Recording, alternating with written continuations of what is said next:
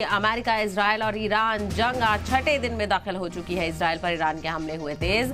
पूरे इजरायल में सुनाई दे रही है सायरन की आवाजें। इजरायल का ईरानी जंगी जहाज पर हमले का दावा देखने को मिल रहा है, तो वहीं ईरानी सिक्योरिटी काउंसिल के सेक्रेटरी लारिजानी का दावा सामने आया है। ईरान लंबे वक्त के लिए जंग के लिए तैयार है। लारिजानी ने कहा, अमेरिका का पता नहीं लेकिन ईरान तैयार है। तो ईरान की तरफ से मुंहतोड़ जवाबी कार्रवाई देखने को मिल रही है और कहा जा रहा है कि अब ईरान रुकने वाला नहीं है और ईरान लंबी जंग के लिए तैयार है। अमेरिका और इजरायल का पता नहीं। तो ईरान, इजरायल, अमेरिका कशीदगी लगातार बढ़ती हुई नजर आ रही है और हमलों का दौर लगातार जारी है। तो अमेरिका, इजरायल और ईरान जंग का छठा दिन है। इजरायल पर ईरान के हमले तेज हो गए हैं। पूरे इजरायल में सायरन की आवाजें सुनाई दे रही हैं। इजरायल का ईरानी जंगी जहाज पर हमले का दावा भी देखने को मिल रहा है।